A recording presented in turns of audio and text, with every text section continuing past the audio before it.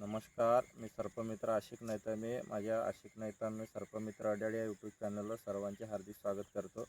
तर आज आपण आलेलो होतो उमरी गावामध्ये आणि उमरी गावामध्ये विकी गेडेकर यांच्या घरी आपल्याला धुरनागीन जातीय साप मिळालेला आहे. आता धुरनागीन हे आपल्या भागामध्ये नागासारखीच दिसायला नागासारखीच असते, परंतु फणा काढत नाही आणि ह्याच्या पाठीवर पांढरे पांढरे पट्टे असतात आणि ह्याला इंग्लिशमध्ये आपल्याकडे बँडेड रेसर हा नाव आहे.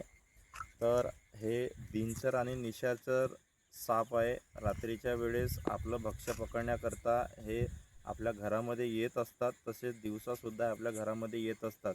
या सापाची विशेषता म्हणजे अशी आहे की ह्या सापाचं तोंड हा बिलकुल बारीक असतो आणि त्यानंतर मानेपासनं भाग हा ठोकळ होत जातो. दिसायला जरी नागासारखं असलं तरी हा नाग नाही आणि काही भागामध्ये धुरनागीन हा नागाचीच प्रजाती असे आपल्याकडे लोक बोलतात, परंतु धुरनागीन ही बिनविषारी जातीय साप आहे, म्हणजे नॉन वेनमसमध्ये मोडते आणि नाग हा वेनमसमध्ये मोडतो.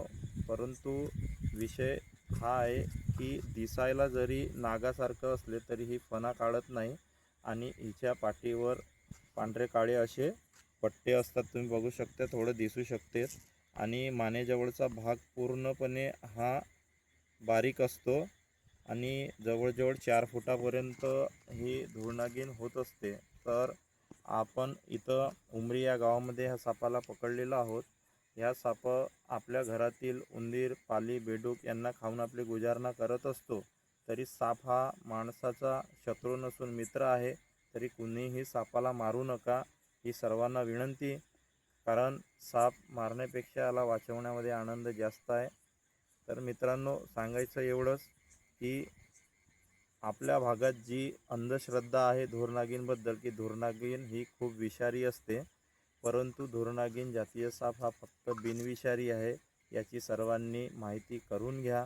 आणि कुणालाही किंवा कुणाच्या घरात अथवा परिसरात साप आढळल्यास आपण कॉल करू शकता. सर्पमित्र परिवार अड्याळ 24 तास सेवा उपलब्ध आहे.